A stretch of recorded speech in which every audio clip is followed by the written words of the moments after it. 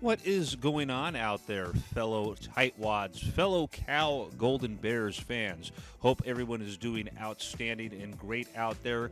Just a little after 7 o'clock on July the 31st for yours truly. It's, of course, whenever and wherever y'all are tuning in for this one. Final show of the spring semester for us all on the Bear Raid. It is, of course, the Bear Raid's 2026 Cal Athletics Spring Semester in Review show. Hope, again, everybody's doing great out there. It is the 30th and current sitting governor of Tightwad Hill, Keith Salminen, coming at you from Dub 6 Studios, located in the Diamond District of Oakland, California. And I will be the only member of the cast coming at you for this edition of the show. Taddy, of course, is currently visiting family in New York and won't be back until just before we do our Cal football preview show, which I'll have a little bit of info in regards to in a little while, and of course later on in the show. Same thing with Donnie. He will not join us again until we do the preview show for Cal football near the end of August. But hey, always get updates from him. He posts up, maybe we do something between now and then if any major football news breaks. But yeah, for the duration of this edition of the show, it is just going to be yours truly coming at you for the entirety of it, and doing things a little bit later than I planned, unfortunately, with getting this one recorded, put together, and ultimately uploaded onto YouTube. Day ended up dragging out a little bit longer than I planned, with having to run errands and also getting prepared for a tailgate that Forever Oakland is putting on at the Roots game on August the 1st. So, hey, is what it is. Released here right now, coming at you with this, getting ready to close out things for the spring semester here on the Bear Raid. Previous edition of the show, of course, was our final regular spring edition, I guess you can say, of the show. We're, of course, going around covering things with the sports going on during the spring semester for Cal Athletics, and then a little bit of time off coming your way, and then, of course, get ready to pick up back with the action on things when the fall gets underway. But again, the focus of this edition of the show, of course, is we're taking a look back at how things played out over the course of the entire spring semester for all the various Cal athletic programs that do their playing, matches, games, all that good stuff in the spring, regardless if it's sports that just start out during the spring semester. You, of course, obviously have a few sports sprinkled in there that have their season start sometimes middle to the end of the fall semester, and then it carries into about, halfway point of the spring semester in some cases. Then some examples, rugby, the basketball programs. There's a few others out there as well that end up doing that. So that will be the primary main focus of this show. Got a few other things, though, to discuss before we get into all that recap action for the spring semester Cal athletic programs. Information that probably could have been shared at the time when we did show number 57 most recently, but just there was already so much stuff to do in that edition of the show, given the fact that we hadn't done a broadcast since February the 16th, that I figured I would spread out a couple things onto this edition of the show, and that also includes some news that is tied into not just Cal Rugby, but the college rugby teams as a whole, and we'll get, of course, more into that info when we get to the recapping of Cal Rugby, which will close out things here on the first segment of the show. Before we get into all that, obviously, and some record-breaking news for the Cal athletic programs, which will be coming up here in a bit, Bear Raid-related stuff that, of course, I wanted to make sure got out of the way and was shared on this show. It will obviously be sporadically shared over the course of the next upcoming weeks, days, and months, and all that.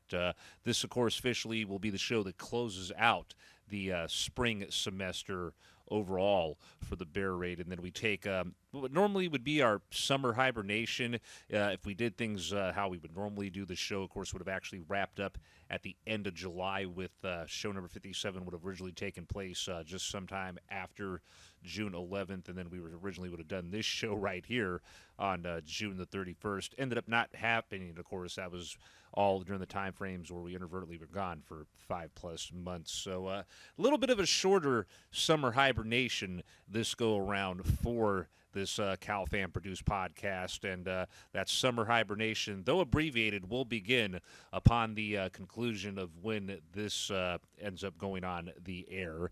So roughly about August 1st, August 2nd time frame, depending on if I obviously try to get this up early in the morning. So it all hinge on how long this thing ends up going as well. So summer hibernation beginning once this show concludes.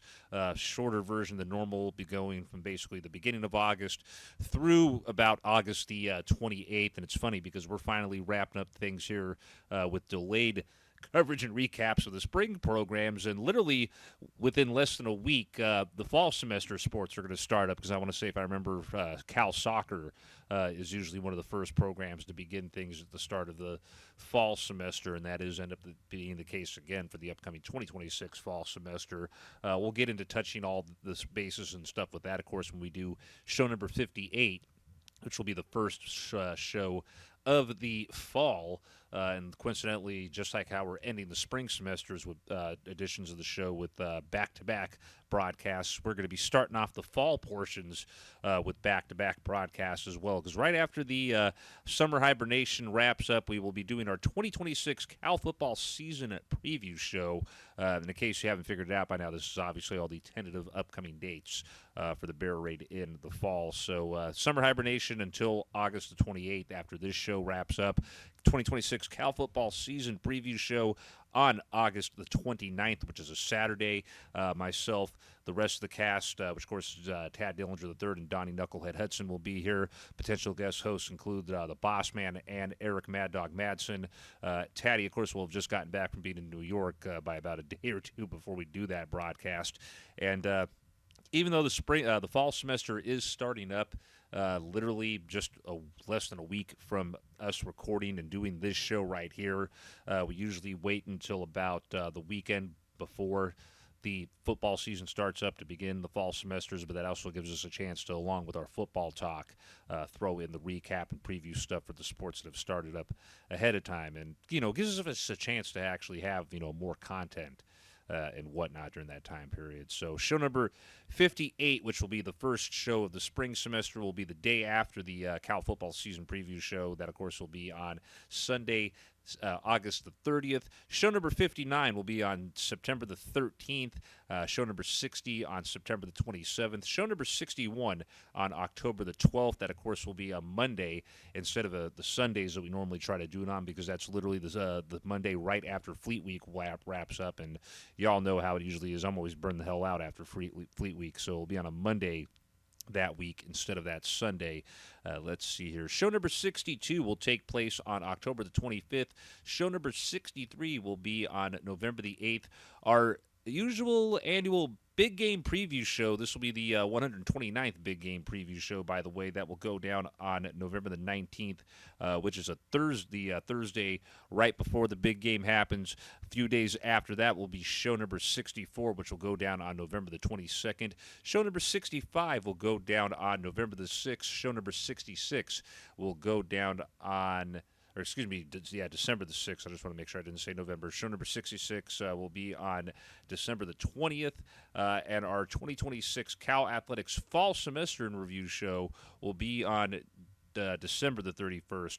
And as of now, tentatively, all of those broadcasts are scheduled to be on YouTube at approximately 8 p.m. Pacific Standard Time, being recorded right here, of course, at Dub 6 Studios.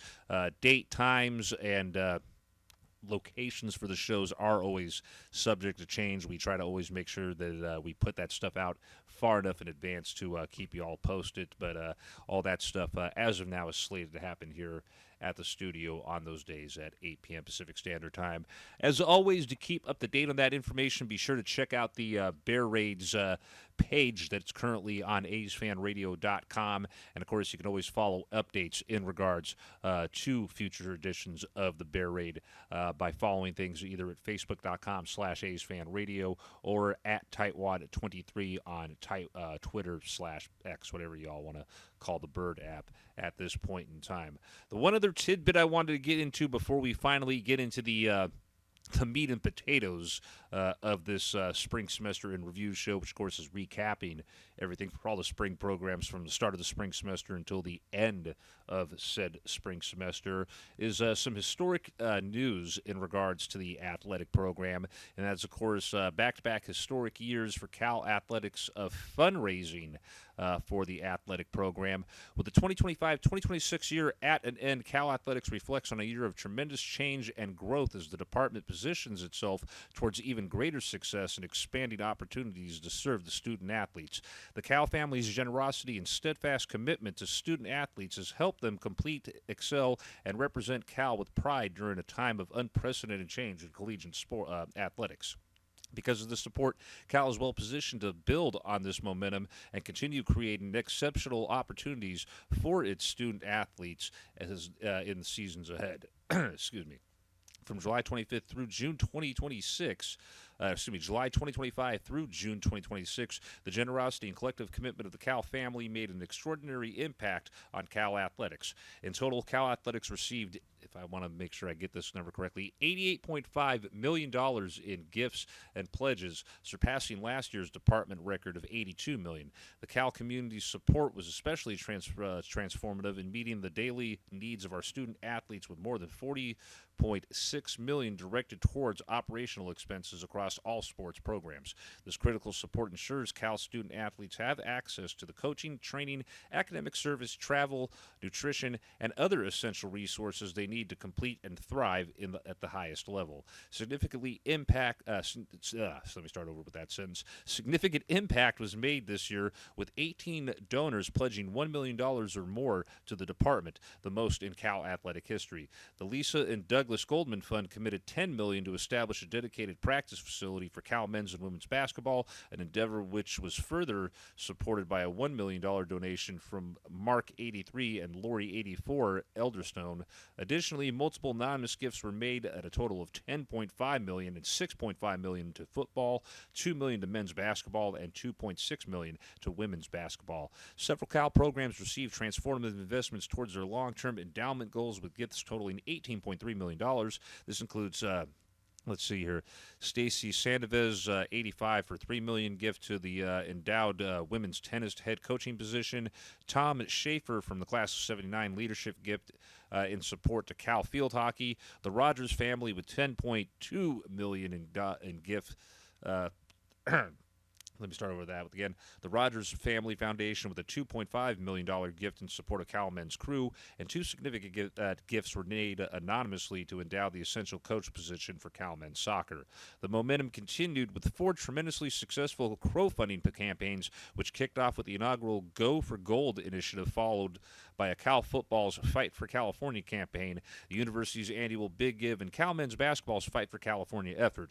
In total, these 4 fundraising events raised more than $5.3 million in operational funds for more than 3,600 donors. Additionally, Cal has made remarkable progress in supporting the new revenue sharing model, demonstrating significant momentum from 2024-25 to 2025-2026. Last year, Cal Athletics raised $6.8 million across football, men's basketball, and women's basketball as part of the Fight for California initiative. Support accelerated dramatically in 2025-2026 with $30.6 million raised for this initiative, a remarkable 334% increase. This unprecedented growth reflected the unwavering commitment of Cal's donors and supporters to invest in the success of its student athletes and to ensure the department remains positioned to compete at the highest level. equally important has been the Cal community's collective investment in creating name, image, and likeness, also known as NIL opportunities for Cal student athletes. Cal affiliated companies have supported these efforts directly, fueling a modern, competitive approach to roster construction and talent acquisition. With heartfelt gratitude for the extraordinary generosity of the Cal community, Cal Athletics looks ahead to the upcoming academic year with bold ambitions and an energized momentum. Thanks to the unwavering support of donors, alumni, and fans, the future is bright for the California Golden Bears. Whew, wow. No, that was a whole lot and a mouthful to get out of the way there, but definitely wanted to make sure that that happened. So congrats. Definitely well needed and is going to be needed as well as not just the University of California, but all of the D1 college football programs, pretty much all of the D1 sports programs going forward are going to have to do something and adapt with the NIL era going on, possible relocations and conferences still on the table in the years to come, and just, an ever-changing environment for all of the sports and the various programs out there. But great to see the students, the alumni and fans and all the others out there putting in the work and putting in the funds to help get things going with that. And that pretty much wraps up pre-sports related news for that one. No, it was kind of an earful and a mouthful with that one, but I just wanted to make sure that that donor news got out. Was news that I initially wanted to share again on show number 57, but figured with everything that was going on already at that point that I was going to hold off and share that when we did this edition of the show right here.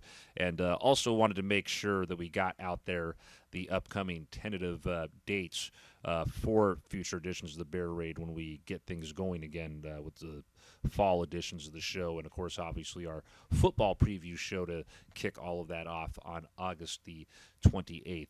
On that note, and, of course, before we get ready to take our first break of this special edition of the Bear Raid, let's go ahead and close out the first segment of this show with recapping things for the spring semester for one of the athletic programs that does its bidding in the spring. It also does its bidding as well during the fall, usually starting up around mid to late October, early November. And, of course, if you already know what I'm talking about here, it's historically usually one of the most dominant programs at the University of California.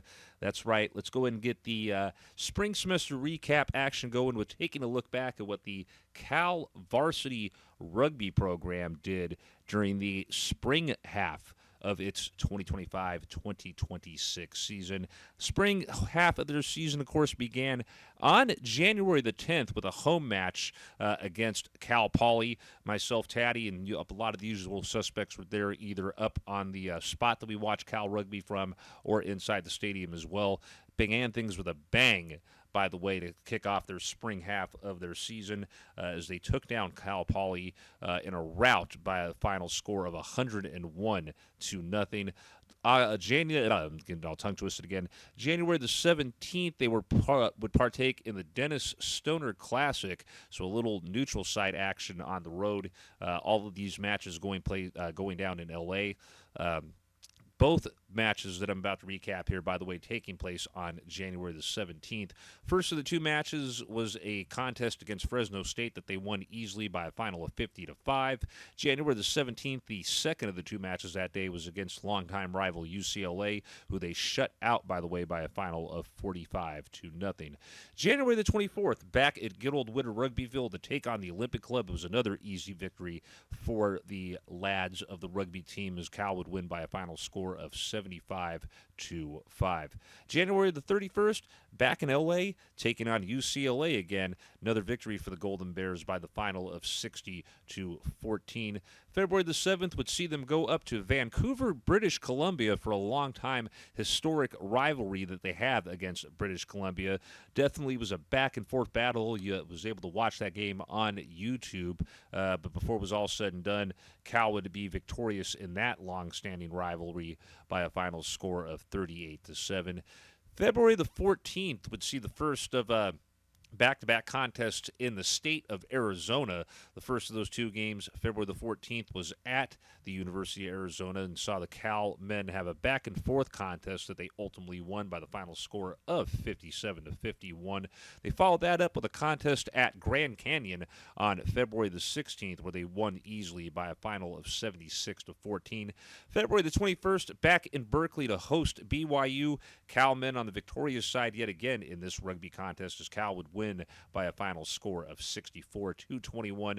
Matchup with Navy would take place as the final regular season home contest for the Golden Bears on March the 7th. Hard-fought back-and-forth battle between two rugby programs that are consistently ranked either first or second at the top of the rugby standings in college rugby. Cal would win this back-and-forth battle, of course, to close out their home portion of the regular season by a final score of 52-45. January the 14th, they would play at West Point and defeat Army by a final score of 70-18 before closing out the regular season in the Bay Area, just not at Berkeley. They would be over in Moraga taking on St. Mary's and would close out the regular season with a 66-35 win.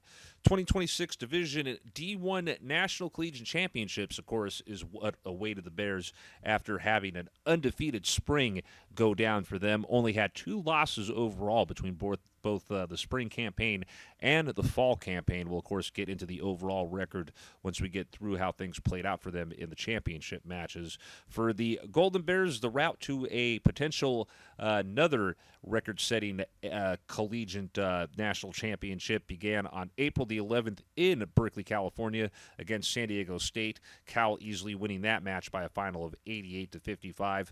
For the second time this season and for the second time in Berkeley, BYU would come back into town on April the 18th, and Cal would once again take them down by a final score of 96-12.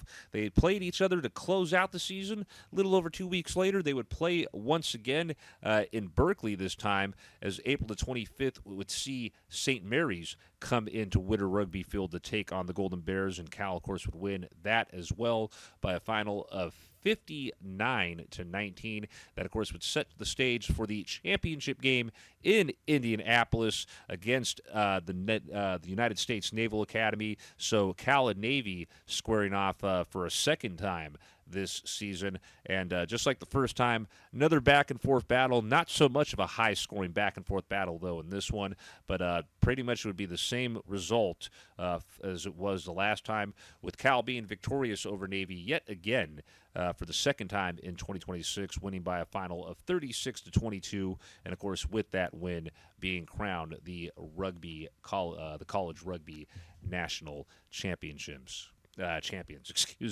Cal Rugby finished off the 2025-2026 season with an overall record of 35-2. They, of course, went undefeated during the spring half of their schedule. Pretty good, man. You know, this is a team that's usually always like this, or usually runs undefeated seasons across the table as well. They had 2 losses early in the schedule in the fall campaign, but pretty much outside of that have played up to their regular standards the rest of the way out. So again, 35. Let me make sure I blew that right up. 35-2 overall for Cal Rugby during 2025-2026. They finished off the season with a 33-match win streak. They were 8-0 at Witter Rugby Field. They were 7-0 away from Witter Rugby Field, and of course, in neutral site contests this year, the program finished off with a 20-2 record. And again, by the way, as mentioned, they, of course, crowned the national champions at the end of this season.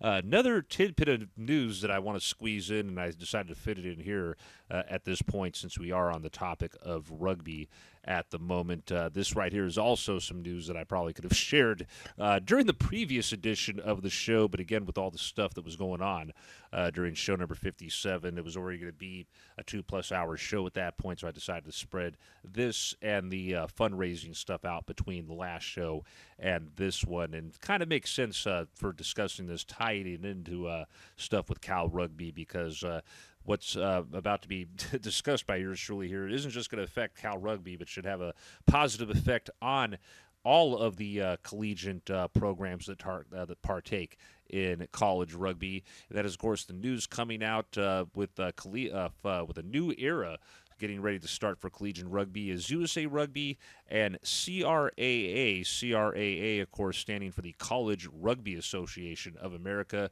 will unite in a joint venture to basically help strengthen the game.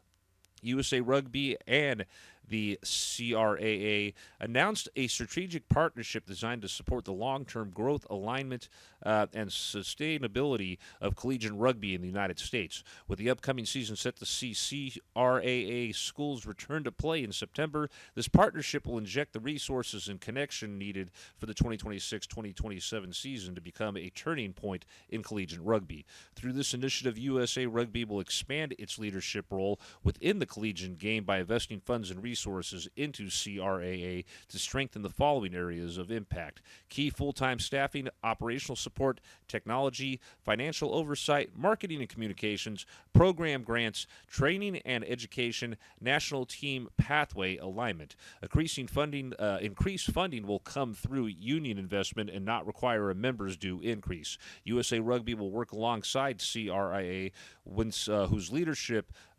institutionalized relationships, competitive expertise, and volunteer community will remain central in overseeing collegiate rugby as sanctioned by USA Rugby. Rather than replacing existing structures that are positively serving CRAA membership, the renewed partnership brings together strengths of both organizations and, importantly, additional investments to better serve student athletes, coaches, and athletic departments.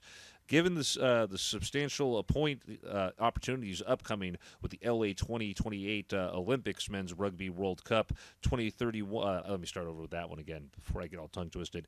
Given the substantial opportunities with upcoming with LA 2028, the LA 2028 Olympics, the Men's Rugby's World Cup in 2031, and the Women's Rugby's World Cup in 2033, this partnership is a key step towards the overall goals of increased participation in collegiate programs, raising high performance and safety standards, aligning rugby pathways to which college is central.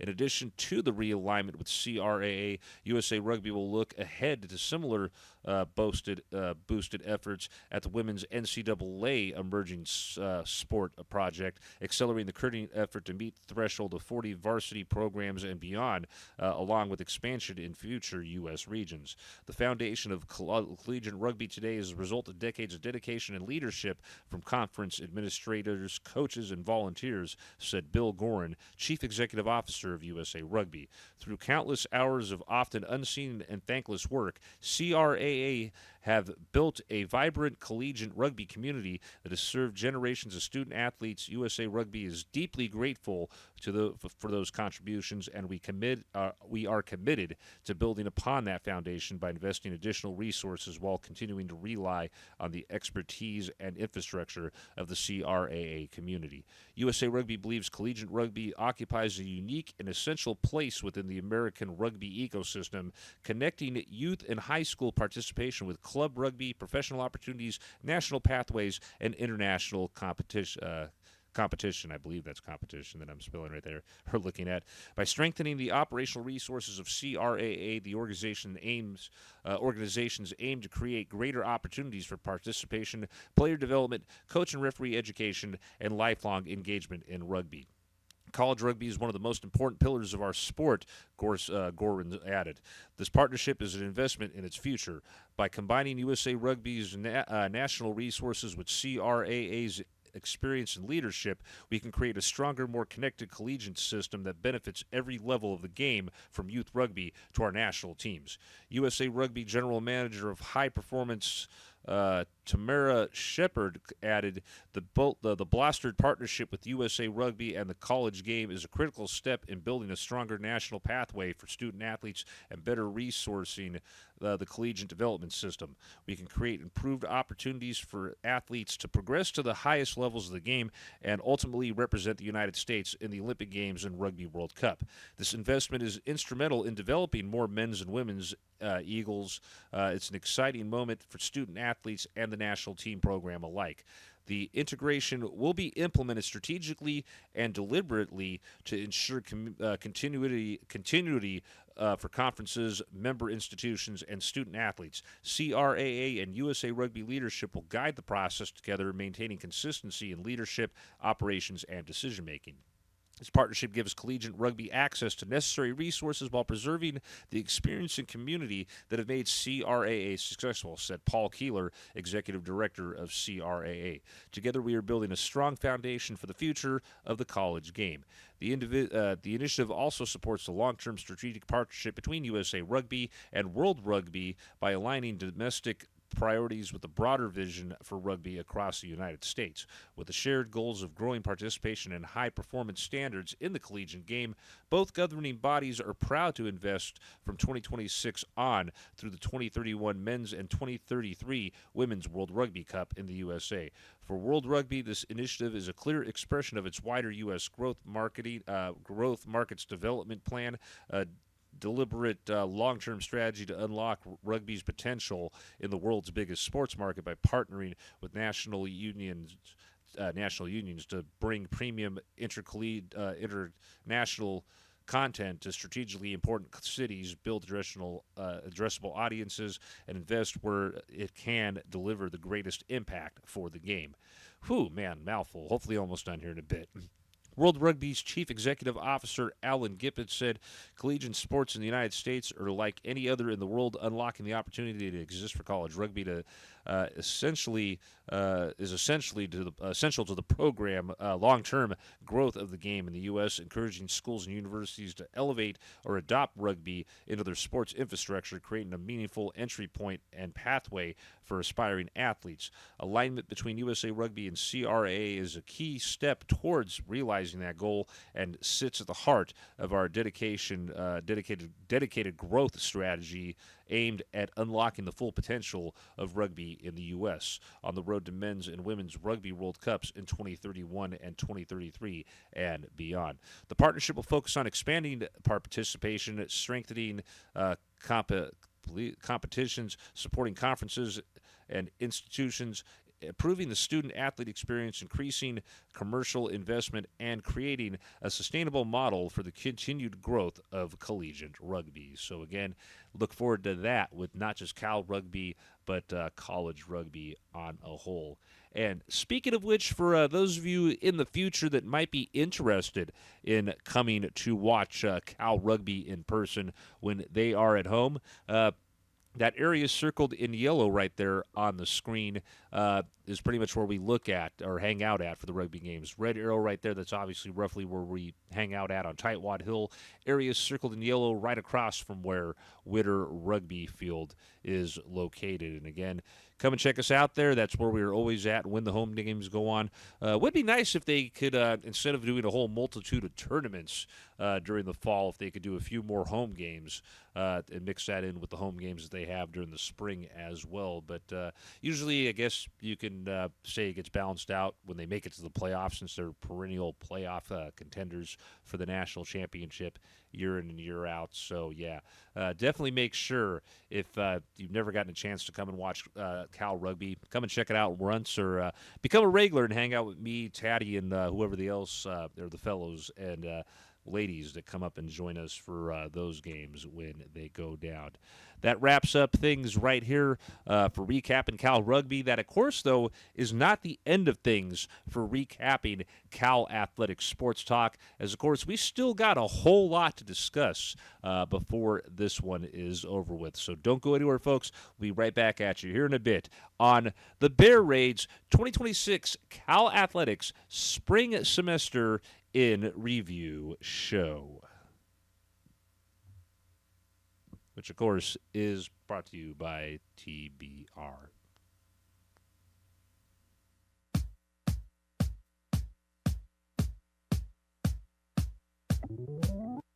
Four, three, two, one.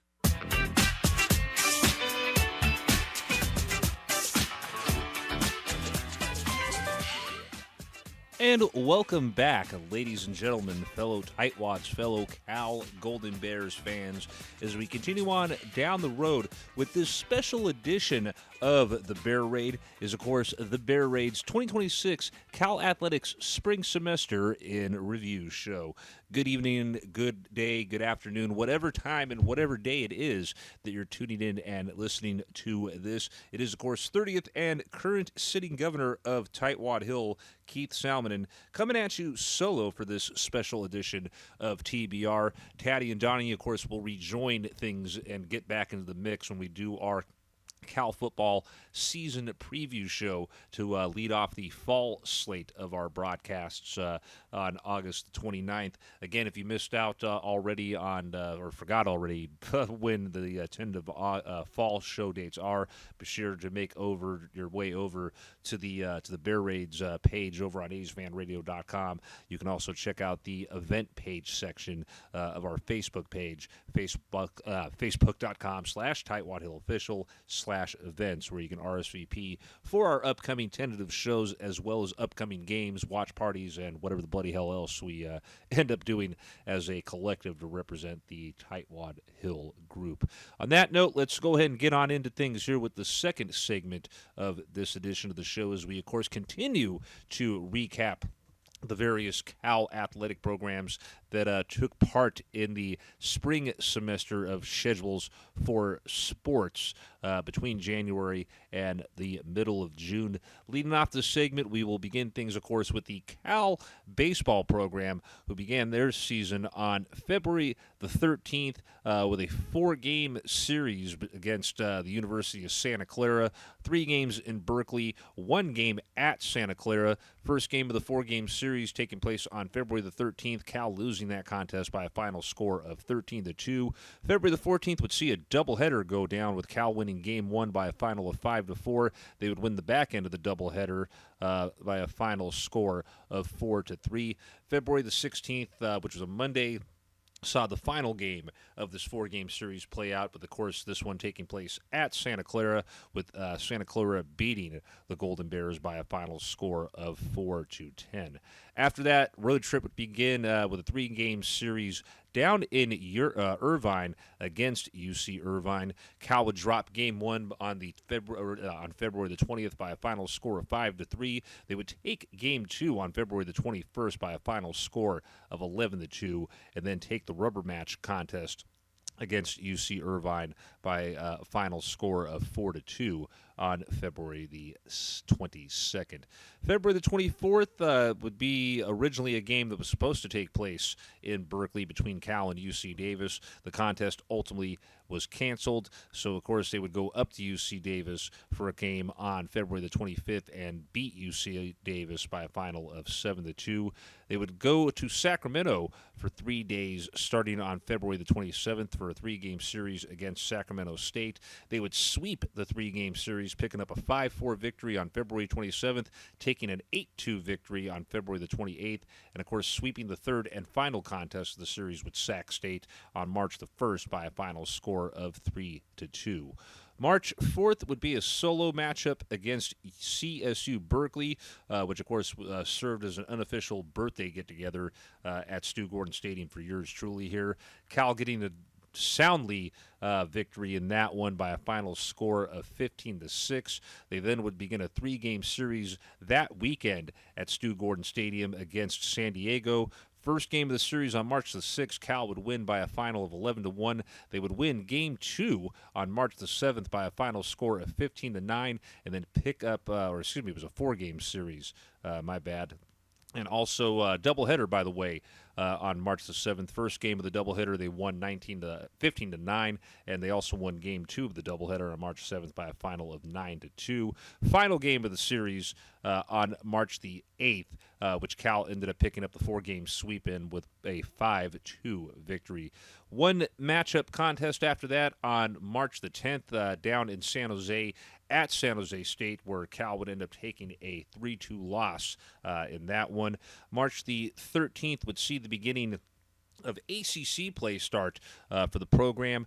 3-game series against the North Carolina Tar Heels in Berkeley. They would lose Game 1 on March 13th by a final of 8-1, drop Game 2 on March 14th by a final of 6-2, and then would also drop the third game of the contest to end up getting swept by North Carolina on March the 15th by a final score of 10-2.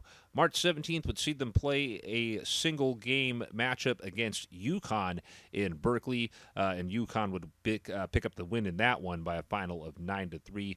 March 20th through the 22nd, heading out to Chestnut Hill for a matchup at Boston College. March 20th would see Cal take a loss by a final of 4-3. They would also lose Game 2 on March 21st by a final score of 9-6 before getting swept out of Chestnut Hill by Boston College on March the 22nd with a final score of 3-2. After that, March 27th through the 29th was a 3-game series in Winston-Salem against Wake Forest. Wake Forest would take Game 1 on March 27th by a final of 9-5. They would also take Game 2 on March 28th by a final score of 4-1 before Cal was able to win the final game of that series on March the 29th by a final score of 5-3. March 31st was a game that was supposed to take place against St. Mary's. That ended up getting canceled. April the 2nd would see the start of a 3-game series against Georgia Tech, with the first game being a loss for Cal by a final of 17-2.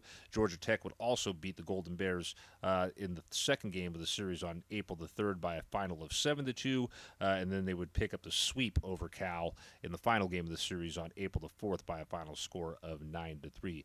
April the 6th would see the Golden Bears pick up a victory, a shutout victory for that matter, across the bay in San Francisco as they took down USF on that day by a final score of 8-0. April the 10th would see a 12-1 victory to begin a weekend series in Pittsburgh against Pittsburgh. Cal would also take Game 2 on April 11th by a final score of 14-6 and then sweep Pittsburgh before coming back home on April the 12th by a final score of 13-2. They would host, San Jose State on April the 15th in Berkeley and lose that contest by a final score of 10-7. Louisville would then come into town over the weekend for a 3-game set in Berkeley. Cal winning the opening game on the 17th by a final of 8-5. They would also take the W in Game 2 on the 18th of April by a final of 6-5. Louisville was able to release a little bit of revenge in the finale on April the 19th by beating Cal by a final of 8-5. USF would then come into Berkeley on April the 22nd, with Cal picking up another W against them. So 2 times Cal faces USF and 2 times they beat them. This one would take extra innings, with Cal ultimately winning the contest over USF on the 22nd of April by a final score of 4-3 in 10 innings. After that, they would head out on the road to take on the University of Miami for 3 games. The first on April the 24th, Cal being victorious by a final of 9-2. They would lose Game 2 of the series by 3-4 on April the 26th. Miami would take the rubber match on April the the second game was on April the 25th. Miami won that one by a final of 4-3, and then Miami would also end up taking the rubber match to close out the series on April the 26th by a final of 4-1. April the 28th, St. Mary's and Cal threw down out in Moraga. Cal would pick up the win in that one by a final of 6-5. They would then, I believe, make up the game that got canceled earlier in the schedule against UC Davis in Berkeley, and Cal would lose that on April the 29th by a final of 6-1. 3-game series after that against Virginia Tech starting on May the 1st in Berkeley. Cal losing that opening May 1st game of the series to VT by a final of 9-1. They would also lose by a final of 6-2 on May the 2nd before finally salvaging a win in the season, the finale of the series on May the 3rd with a 9-4 victory. May the 5th, 1-game matchup at the University of the Pacific, which Cal was victorious in by a final of 2-1 before heading out on the road to take on the University of Virginia. They would win the first game of that series against Virginia on May 8th by a final of 7-4, lose Game 2 on May 9th by a final of 2-1, but then Cal would salvage things and pick up the series victory in the rubber match on May the 10th by beating Virginia by a final of 8-7. After that, they closed out the regular season at home against longtime rival Stanford. Game 1 of the series on May the 14th saw Stanford picking up the W in a back-and-forth battle by a final of 7-6. Cal would pick up the victory in Game 2 on May the 15th by a final of 4-3, and they would close out the series and the regular season by picking up the series win over Stanford in the rubber game on May 16th by a final of 2-1. After that, they would partake in the ACC tournament. It would unfortunately be one and done for the Golden Bears as they would play one contest on May 19th against Stanford. So end of the season against Stanford, had one playoff contest against Stanford, and Stanford unfortunately took Cal down in that one, winning that contest that was played in Charlotte, North Carolina by a final score of 11-4. Cal baseball in 2026 finished off with an overall record of 29-26, a conference record of 12-18. They were 15-14 at Stu Gordon Stadium this year. They were 14-11 away from Stu Gordon Stadium, and the one lone game that they played at a neutral site contest, which of course was the one and done contest in the ACC championship, ended up being an 0-1 record. So hot start for the baseball program, and then things kind of dwindled out right about around the time ACC played. It was a team that was plagued by injuries here and there across both the offensive side of things and on the pitching end, a bullpen that at times had meltdowns in games where either it was close or even in games where they were trying to keep it close. But it is what it is. It happens. There is a lot to build on there. Just, got to make sure you got to do what you got to do to keep these guys healthy in 2027 when things start back up with that. Let's go ahead and move on now from the baseball diamond to the hardwood court of the Haas Pavilion and take a look at how the spring played out for the basketball programs at the University of California. We'll start off here, of course, first with the men's basketball program and then take a look at things with the women's basketball program, a.k.a. the Lady Golden Bears, as Donnie likes to call them. After that, Cal basketball on both the men's and the women's side, of course, started back near the end of the fall semester, roughly about the beginning of November, and of course the second half of their season and sometimes the majority of their seasons carrying on in to the early half of the spring semester. And here's how things went out, like I said, first for the men, and then, of course, we'll get into how the women do. The men's basketball program, of course, started off the spring half of the campaign with a home game at the Haas Pavilion against Notre Dame. Cal winning that contest by a final score of 72-71. They would take a loss on January the 7th at Virginia, losing by a final of 84-60. January the 10th, they would play at Virginia Tech and lose a close contest, literally a close three-point contest, by a final score of 78-75. January the 14th, they would come back to Berkeley, take on Duke, but unfortunately lose against Duke on January the 14th in Berkeley by a final score of 71-56. January the 17th saw North Carolina come into the Haas Pavilion, Cal picking up a victory in that one by a final score of 84-78. January the 24th, they would head across the bay to the Maples Pavilion to take on Stanford over at Stanford, picking up a victory against their rivals in that contest on the 24th of January by a final score of 78-64. January the 28th, they would head to Tallahassee to take on Florida State, and Florida State would win that contest by a final score of 63-61. Over your California Golden Bears. They would stay in Florida for a matchup that would take place about 2-3 days after that on January the 31st, as they would take on Miami and pick up a W that literally they won by a single point. Final score of that contest with Miami, by the way, 86-85. February the 4th, back at the Haas Pavilion hosting Georgia Tech. Cal picking up the victory in that one by a final of 90-85. They would play at the Haas Pavilion as well on February the 27th, but take a 77-55 loss against Clemson. February the 11th, they would head to New York to take on Syracuse and would lose to Syracuse in double overtime by a final score of 107-100. They would go to Boston after that and pick up an 86-75 victory over Boston College on February the 14th. Coming back to Berkeley once again for a matchup on February the 21st as they would take on Stanford again, winning for the second time against Stanford by a final score of 72-66.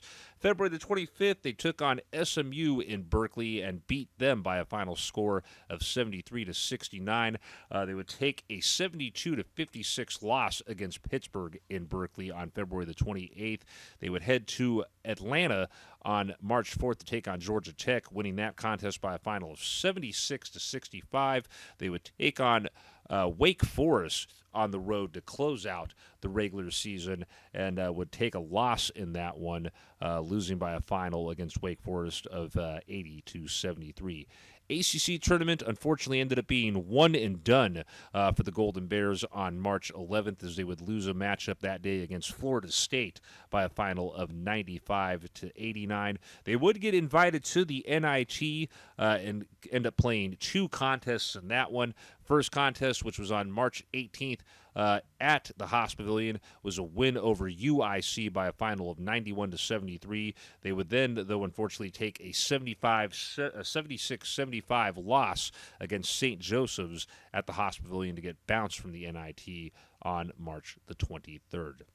Cal men's basketball finished off the season with a 22-12 record, 9-9 in conference play, 17-5 at the Haas Pavilion, 4-6 away from the Haas Pavilion, and they were 1-1 in neutral site contests. So, on paper, looking at the stats, not that bad of a year for the men's basketball program, but definitely a lot of times where you feel like in certain matches it could have, especially those closer games that Cal took losses in, where they easily, if things would have happened a different way, could have went the Golden Bears' way in those contests, and definitely a lot of us were hoping they would have been a bubble team for the national championship, could have played in March Madness even, with that one and done. But again, going a little bit deeper into the ACC tournament, I feel like would have maybe bettered the chances. But who knows ultimately what would have been the result for that. So overall, pretty decent season, but definitely need to build on that and try to go beyond that when the men's basketball program resumes in the fall. Let's stay on the hardwood and switch over to what the women's basketball program ended up doing during the spring half of their campaign. January the 1st is where things began for them in the spring semester, as they would be at North Carolina to begin the new year, taking a loss, unfortunately, against the Tar Heels by a final score of 71-55. January the 4th, they would stay in North Carolina to take on North Carolina State. They would lose that contest as well, unfortunately, by a final score of 71-60. They would come back to the Haas Pavilion on January the 8th to host Duke, lose that contest by a final score of 78-74. January the 11th would see them pick up a 61-52 win over Wake Forest at the Haas Pavilion.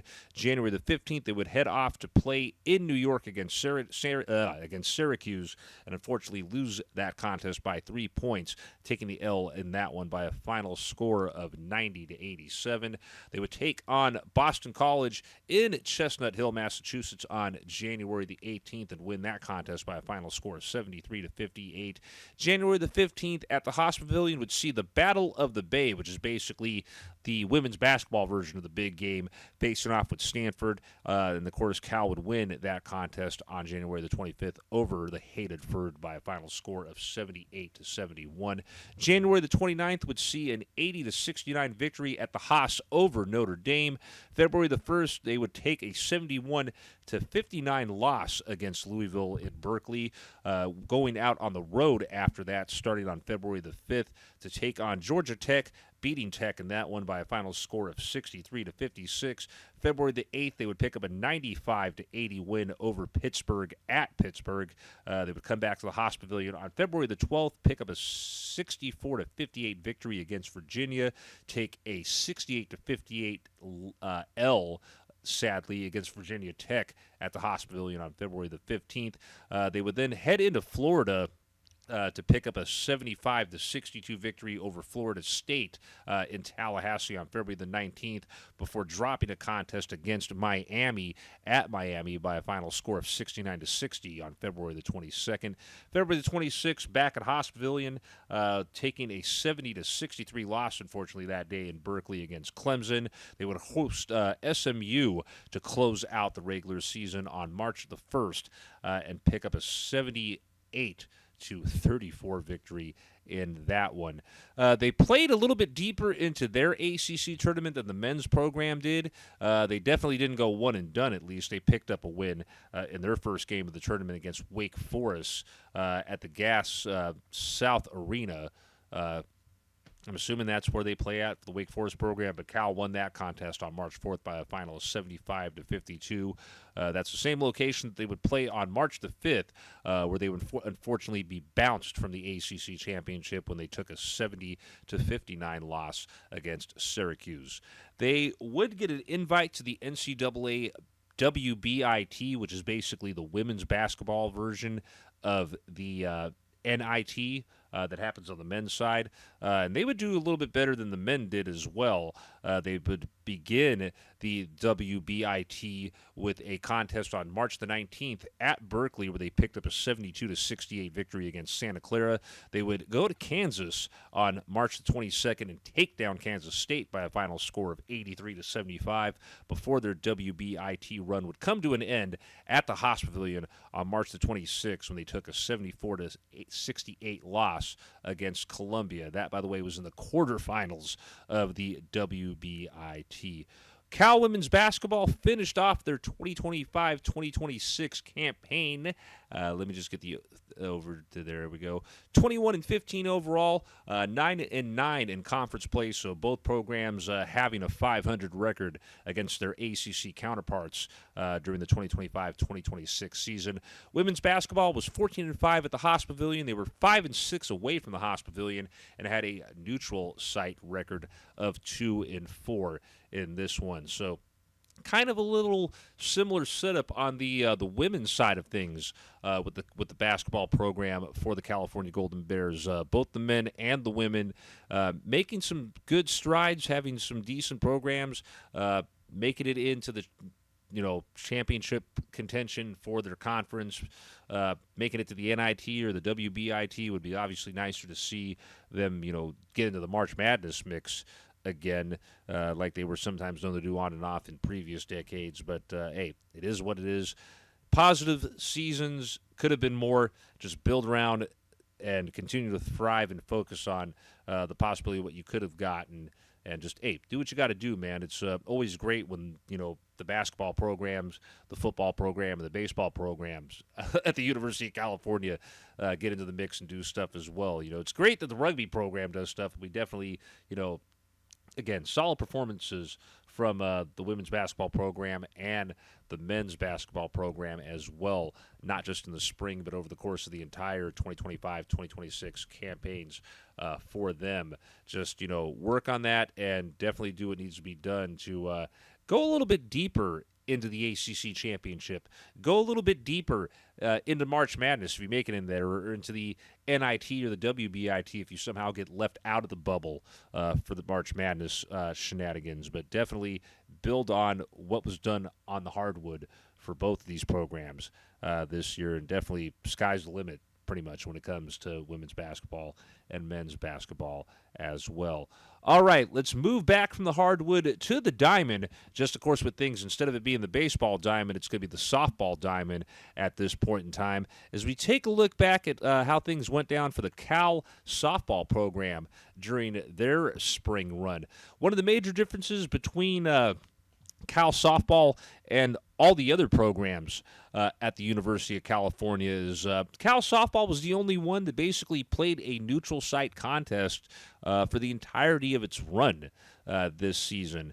Mainly that was because of the fact that their traditional location that they play their games at on the campus, which of course is Levi Freckle Field, the softball field, which is right up past the football stadium and where the rugby field is. That's completely being redone, rebuilt. Going to be interesting to see what that looks like, by the way, if I have a chance to make up the Tightwad Hill between now and before we do the first game of the year on September the 5th, to take a look at things with that and see how that's coming along. But yeah, Cal softball basically played all of its contests, its road games, and its home games away from Berkeley this year, and it kind of makes me wonder if that might have had a factor into how things would go down for Cal softball this year.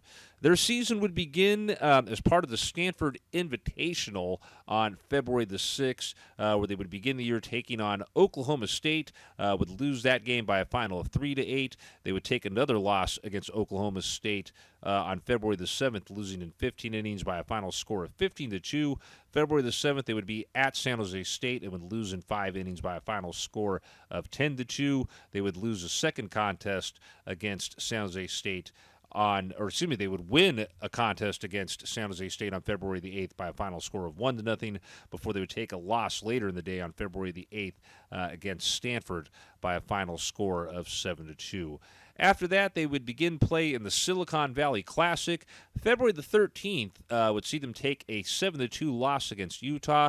In the second game that they would play on February the 13th, they would take down Santa Clara University by a final score of 8-2.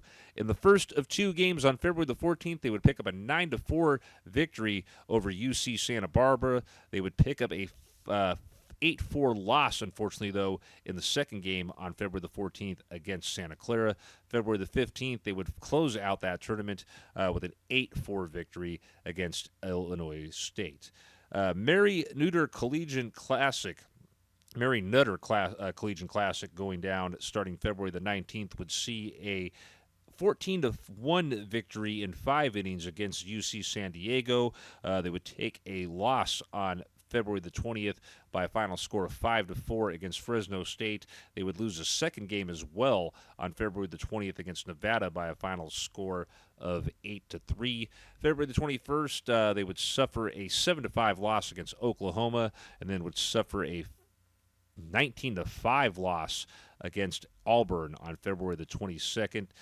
They would close out the tournament with a second game on February the 22nd that would see them take a 6-0 loss against Nebraska. After that, you had the Judy Garmin Classic over in Fullerton, California. That would begin for them on February the 26th with 2 games on February the 26th. First one was a 7-6 loss against BYU, with the second game being an 8-0 loss in 5 innings against Florida. February the 27th, they would take on Seattle University and defeat them by a final of 4-3.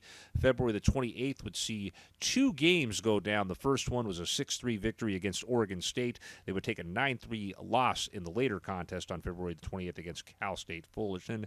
Again, 9-3 loss in that one on the 28th. March the 1st, they would take on East Texas A&M and win that contest in 16-0 in 5 innings. They would then host Duke for a 3-game series at one of 2 temporary venues serving as Cal softball's home location for games in 2026. Again, 3-game series that took place at Sacramento State's Shea Stadium. March the 6th would see a 12-0 loss to Duke in 5 innings. March the 7th would see a 3-1 loss to Duke, and then they would lose the finale of that series against Duke on March 8th by a final of 7-2. They would then take on the University of the Pacific out in Stockton on March the 10th and pick up a 6-5 victory. They would then head to Viking Field in Saratoga, California, where they would play the remainder of their home games at that temporary venue. Hosting North Carolina, they would lose the first game against NCU on March 13th in 8 innings by a final of 6-11. Win Game 2 on March 14th by a final of 6-5 before dropping the rubber contest against the Tar Heels on March the 15th by a final of 13-5. March 20th through the 22nd, they took on went to Tallahassee for a road series, against Florida State. They would lose Game 1 on March 20th by a score of 12-2 in 5 innings. They would lose Game 2 on March 21st in 5 innings as well by a final of 9-0, and then they would get swept in the finale on March 22nd, also in 5 innings by a final score of 9-1. March 25th, they would take on Dayton in Columbus and take them to a victory by a final score of 12-7. They would then have a one-off in Columbus, Ohio on March the 25th against Ohio State and lose that one to the Buckeyes by a final score of 10-3. They would then head to South Bend for 3 days for a 3-game series against Notre Dame. They would lose game 1 by a final of 6-2 on March 28th. They would pick up a 10-2 victory on March the 29th before they would drop the rubber match against Notre Dame on March 29th in South Bend by a final score of 7-9 in 8 innings. They would go back to their temporary home in Saratoga to host Louisville, picked up a 7-5 win on April the 2nd, took a 6-3 loss on April the 3rd, and then ultimately got beat by Louisville in the rubber match on April the 4th by a final score of 12-2. April the 10th, they would take on NC State out in Raleigh, North Carolina, taking a 14-8 loss on April the 10th, suffering a 5-4 loss on April the 11th, and then getting swept on April the 12th by NC State in the final contest by a final of 10-9. April the 16th, out in Northridge, California, they would take on CSUN, Cal State University Northridge, lose to them by a final score of 6-3.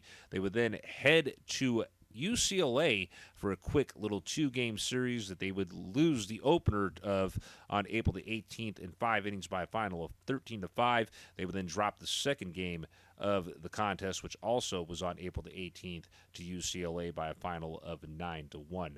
A matchup that was supposed to take place with St. Mary's on April the 21st was canceled, so they would finish off things after that. Well, no, they didn't finish things off after that, my bad. April the 24th would see the start of a 3-game series at Stanford against Stanford. They would lose that first game on the 24th by a final score of 17-1, lose game 2 on April the 25th by a score of 9-0 in 6 innings, and then get swept out of Stanford on April 26th, losing by a final score of 5-0.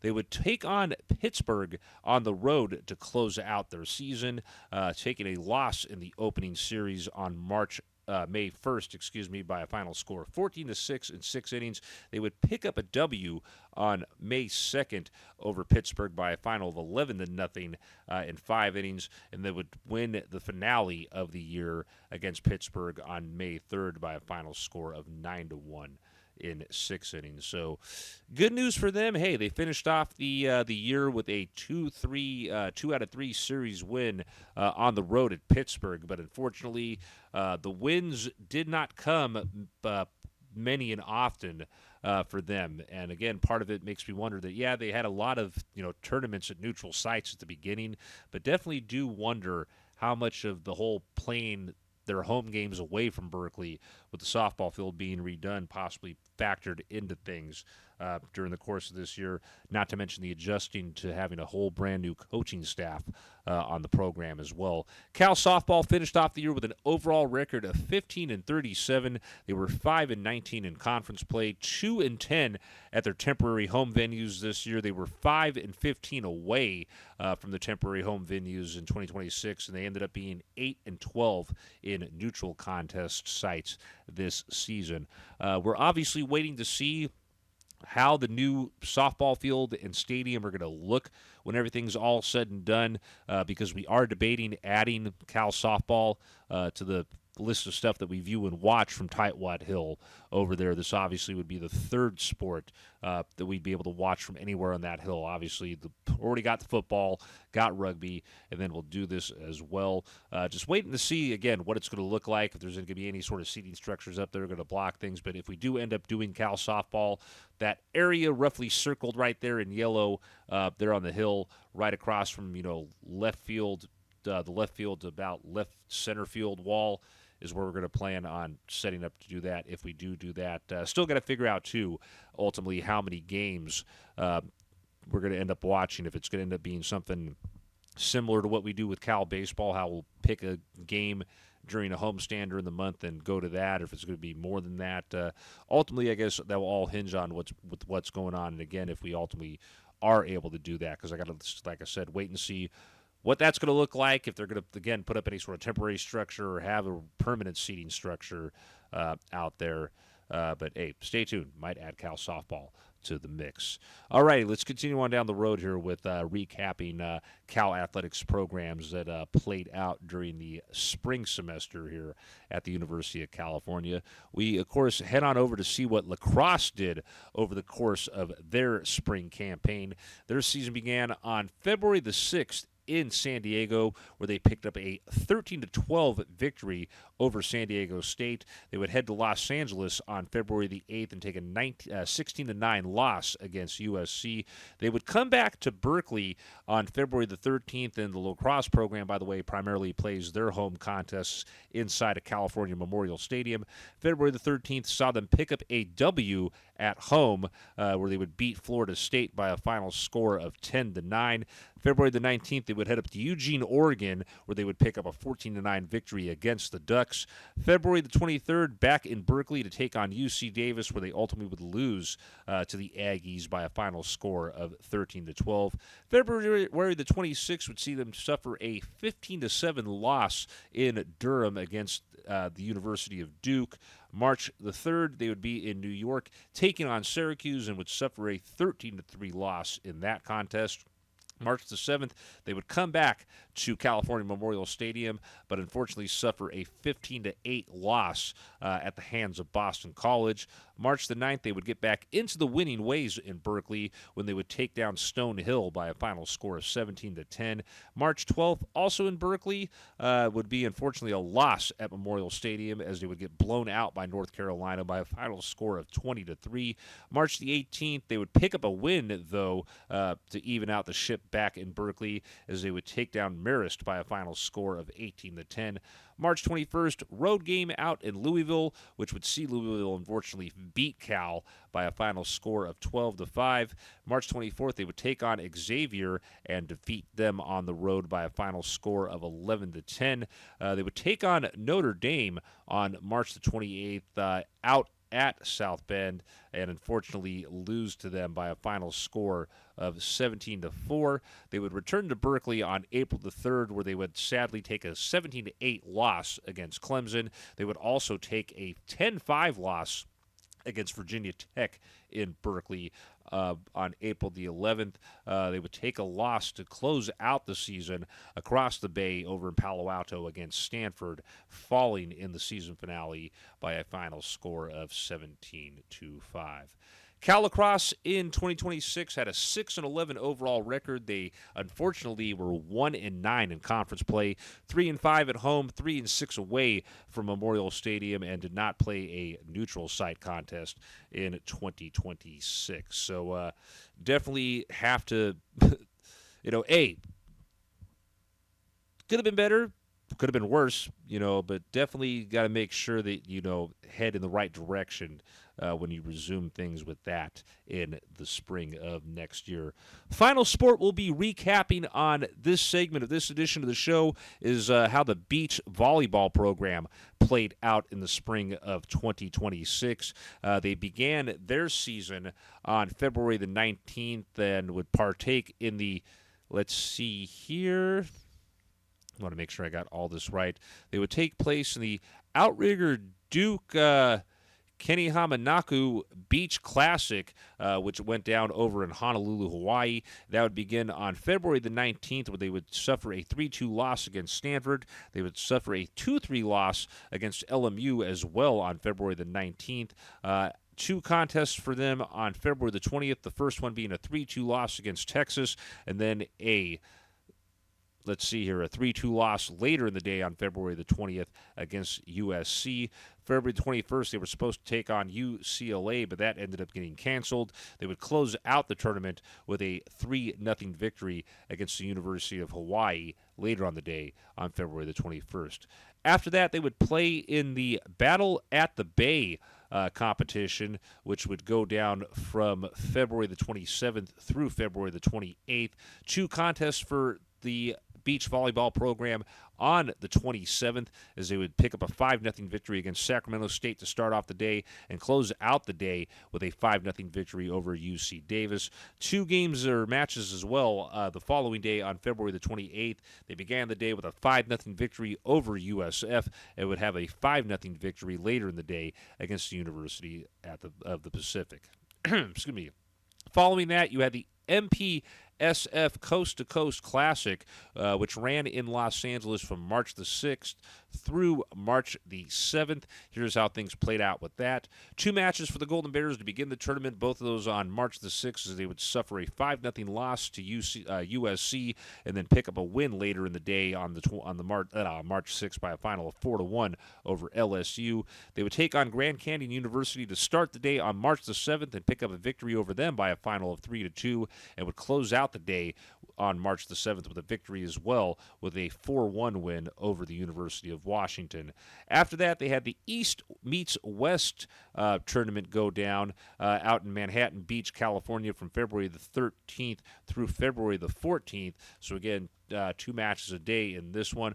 March 13th would see them pick up a 3-2 win over LSU and also a 4-1 win over ASU. March the 14th, you would have a 5-0 victory against Florida International University, as well as a 3-2 loss later in the day on March 14th against the University of Texas.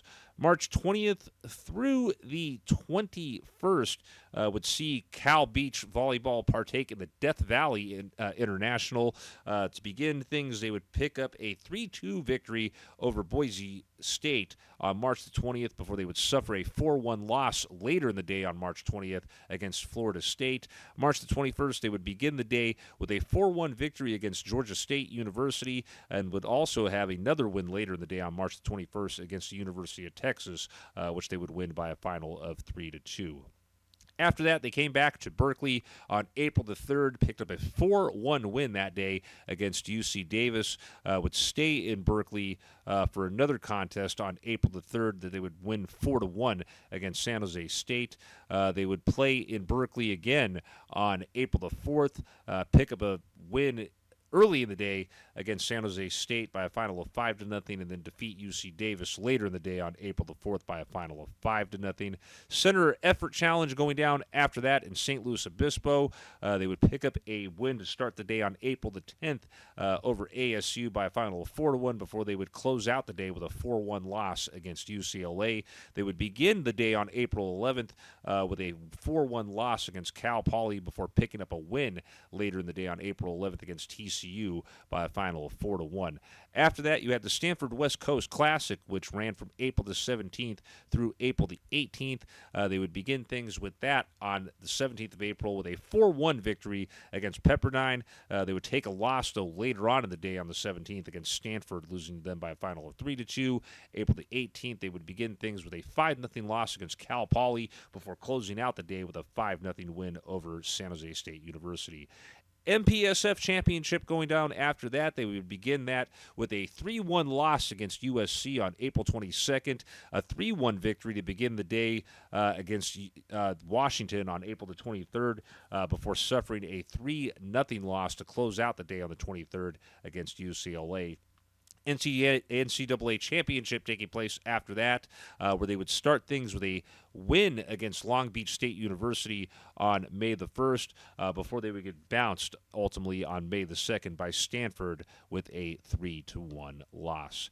Cal Beach Volleyball in 2026 was 24-14 overall, 16-5 at home, 2-2 away, and 6-7 in neutral site contest. One of the programs, by the way, that has future facility being funded and constructed here at the moment. So definitely will be interesting to see how things go down with that program as well. That concludes this segment's worth of Cal Athletics spring semester recap talk, but it is not the end of it, ladies and gentlemen. Hey, we still got 2 more segments to go with recapping spring semester action for Cal Athletics sports programs. Halfway point here of the Cal Athletics spring semester in review show. So again, still got a whole lot to come your way. Don't go anywhere. Be right back at you here in a bit.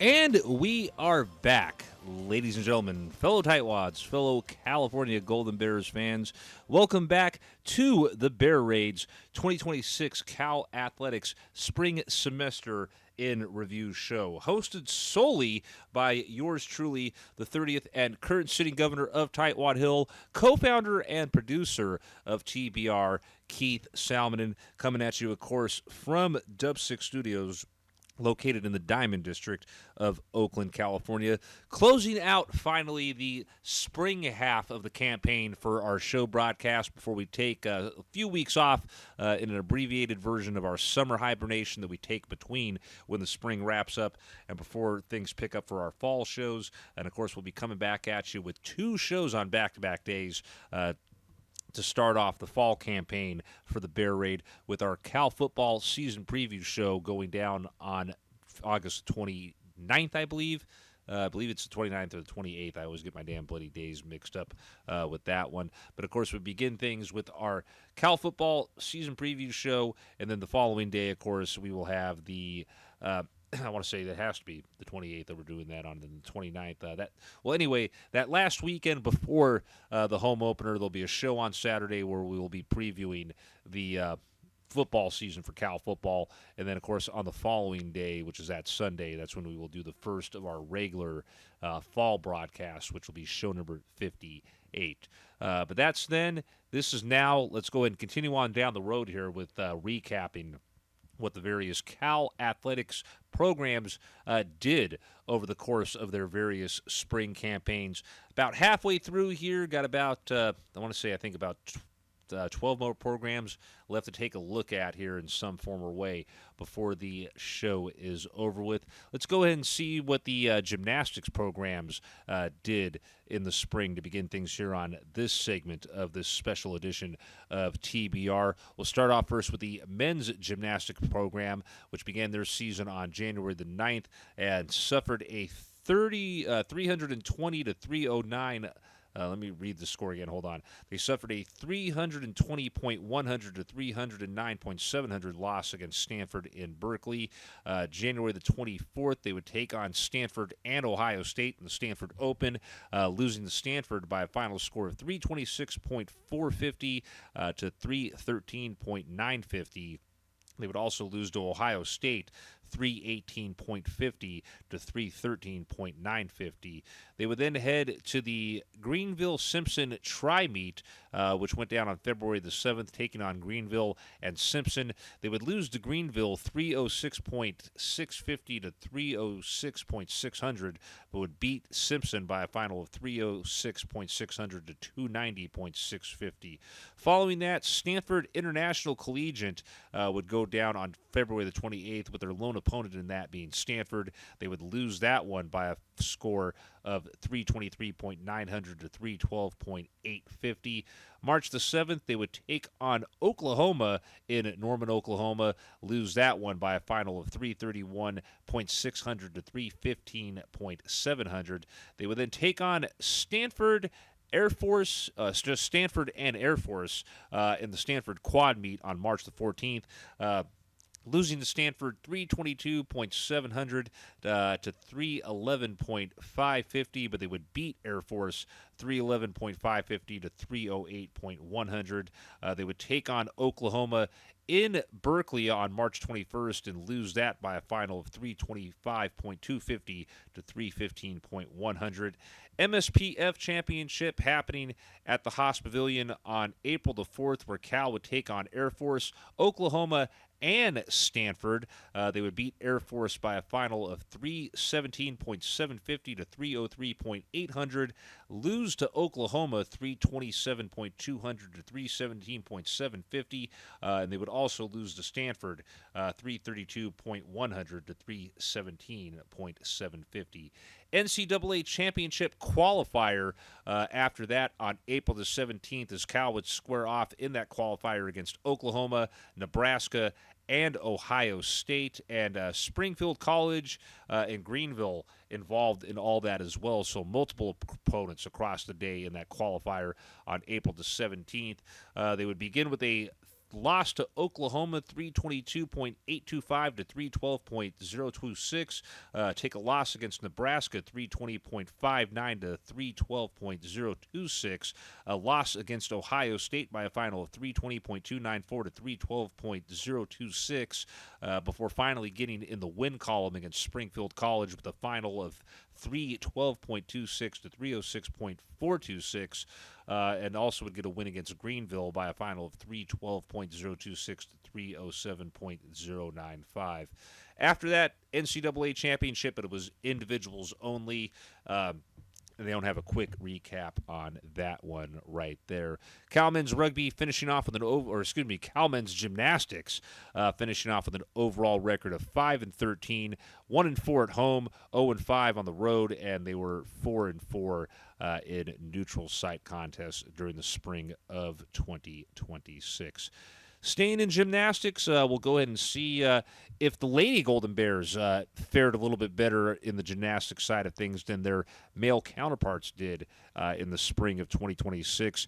Women's gymnastics began on January the 3rd with the Washington Quad Meet, where they took on Washington, Oregon State, and UCLA in that one.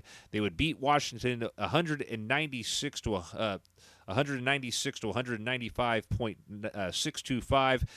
Beat Oregon State 196 to 195.550, but then they would take a loss against UCLA by a score of 196.975 to 196.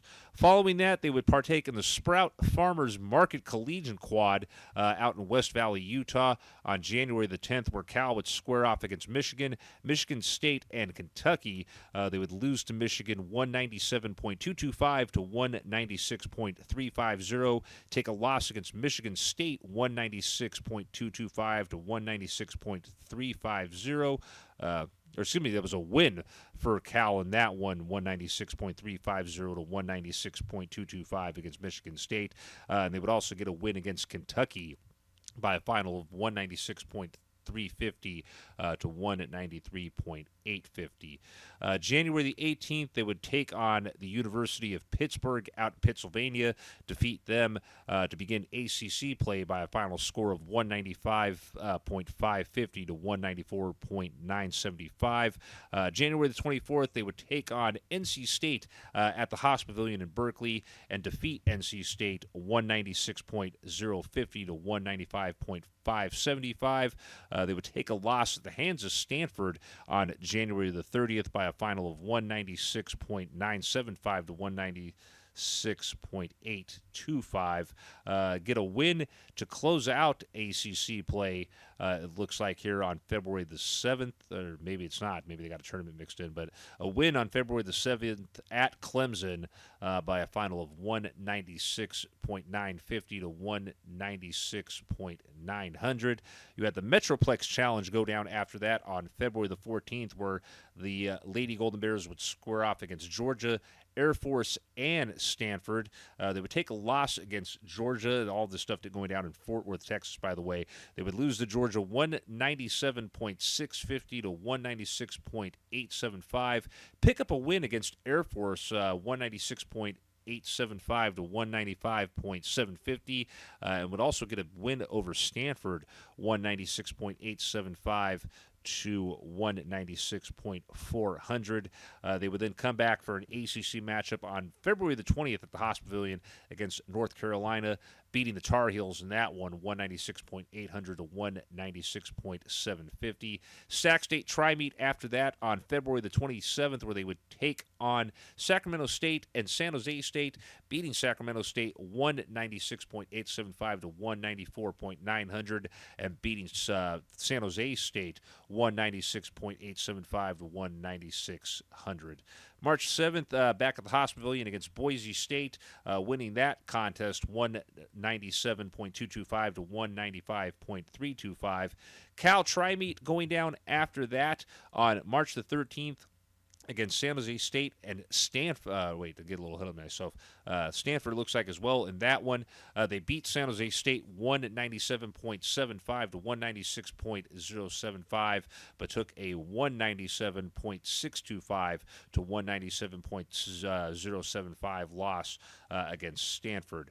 After that, you would have the Cal Quad meet on March the 15th, where they would take on Washington, UC Davis, and Pennsylvania, picking up wins against all three. In that one, they defeated Washington 197.175 to 196.575, 197.175 to 191.175 win against UC Davis, and also a 197.175 to 195.900 win against Pennsylvania, before getting into the ACC Championship on March the 21st, where they would face off against Clemson, Stanford, and North Carolina State, losing to Clemson 197.100 to 196.900, losing also to Stanford 197.075 to 196.900.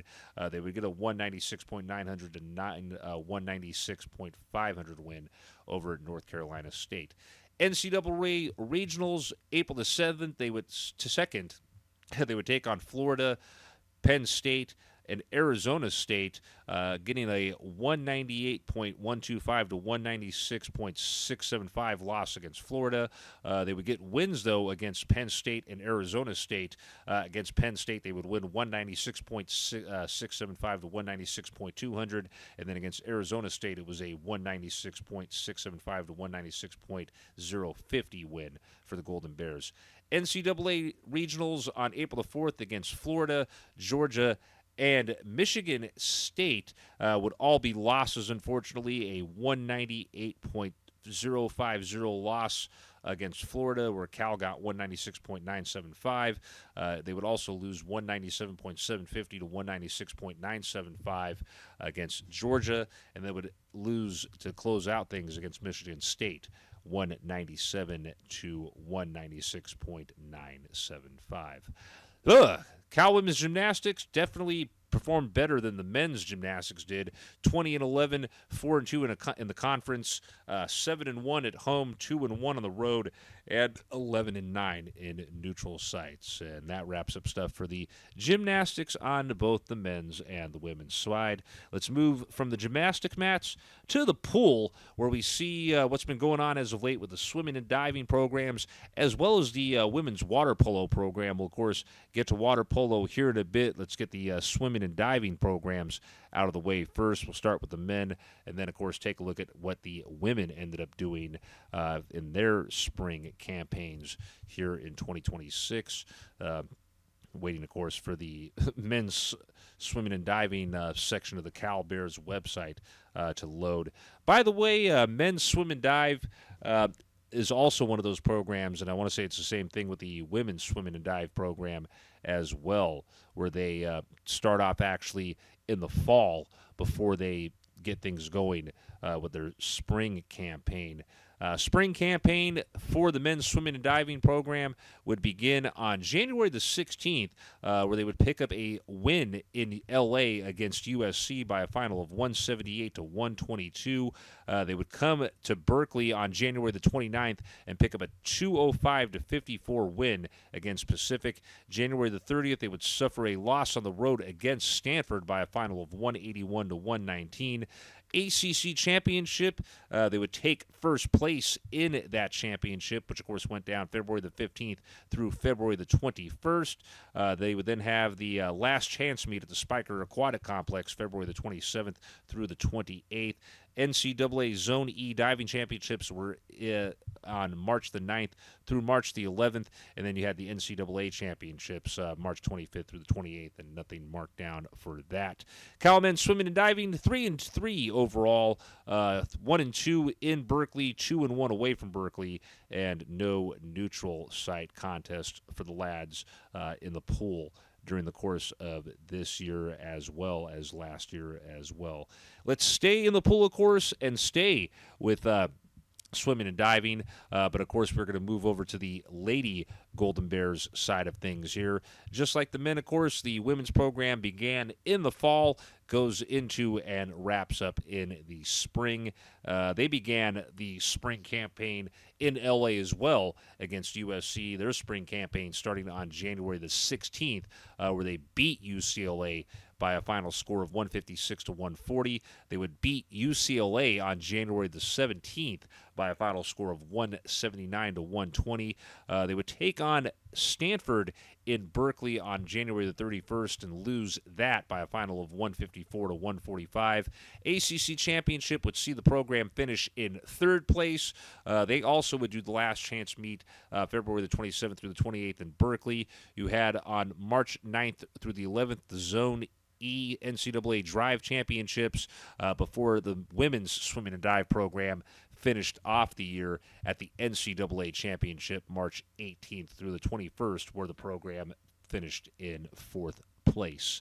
Staying in the pool, the last of the three aquatic sports that we're touching bases on here during not just the segment, but of course during this spring recap of the various Cal athletic programs is the women's water polo program. The men, of course, play in the fall. The women play their matches in the spring.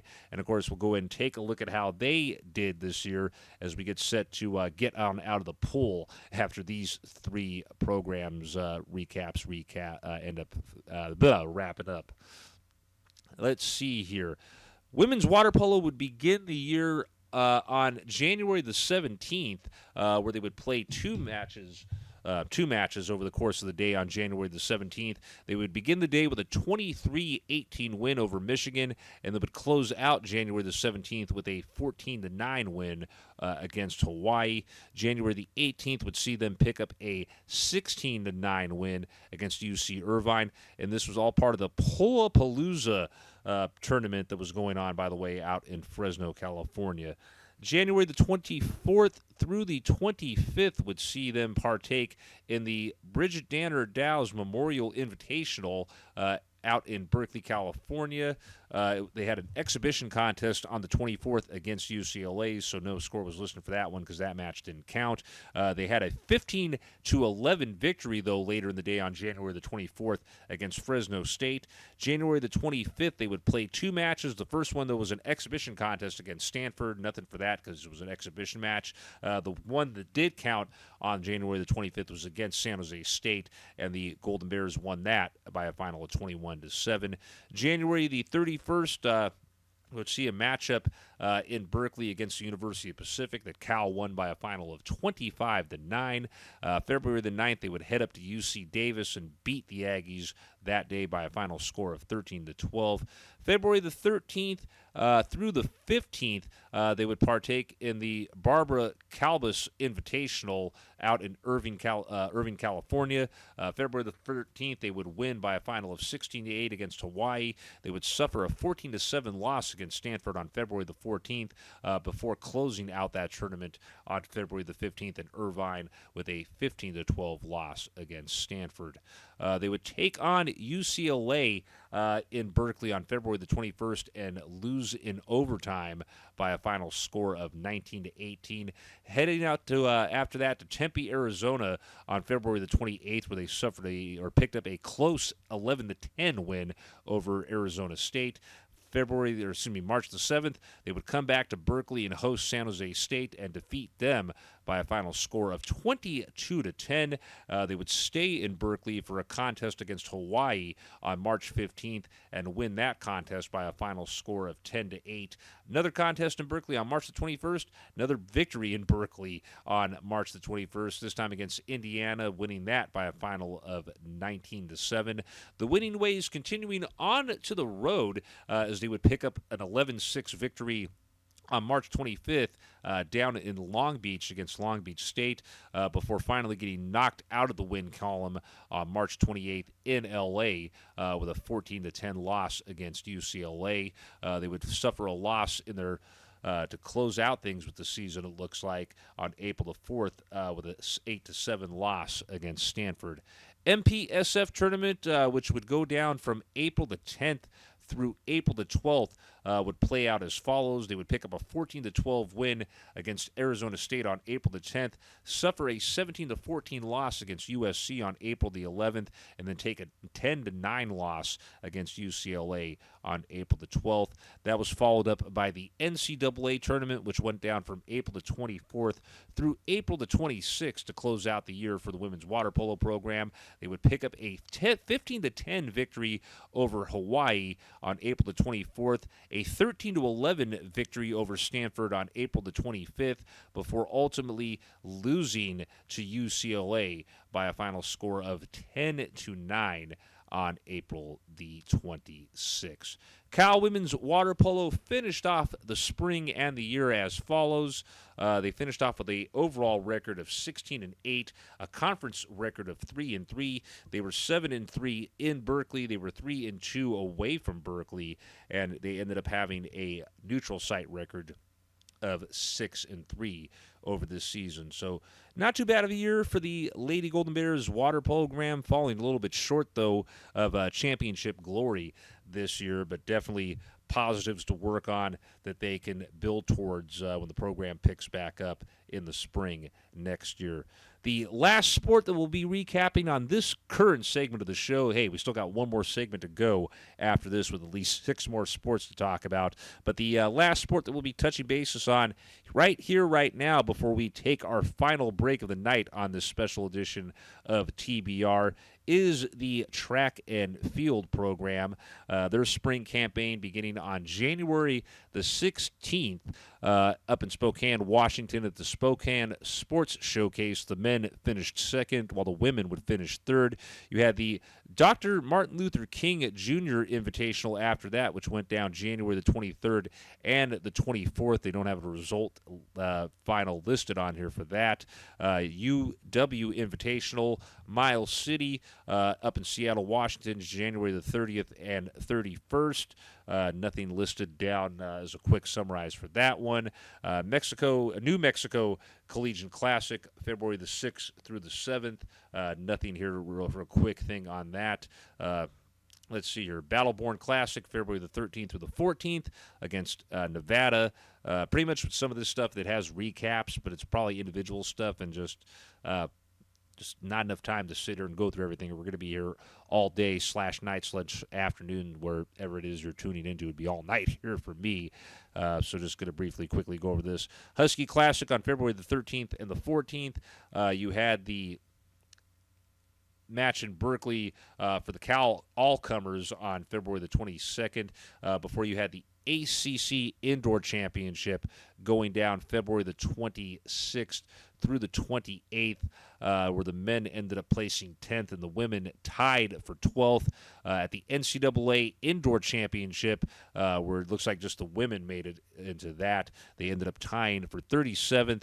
You then had after that, the California Outdoor Opener on March 20th and 21st.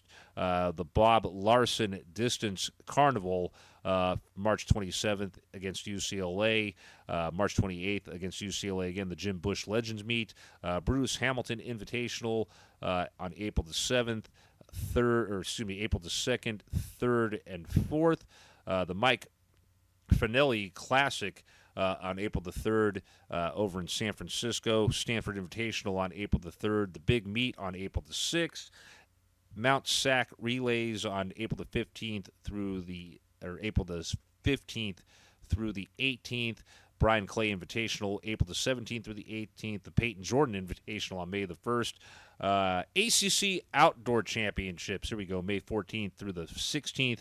The men finished 11th and the women finished tied for 14th. NCAA West Regional Championships ended up going up after that. Doesn't show either the men or the women placing in anything in that time frame for the West Regional Championships on May 27th through the 30th. And then after that, the NCAA Outdoor Championship, January 10th to the 11th. Doesn't look like they placed in anything with that either. Whew, man. So quickly and fastly right there, getting through track and field. And that wraps up things for that portion of Cal Athletics Talk. We got one more segment left to go here before things wrap up with this little special edition broadcast right here. So on that note, final break of the broadcast, followed by the final segment of the broadcast coming your way here in a bit on the Bear Raids 2026 Cal Athletics Spring Semester in Review show.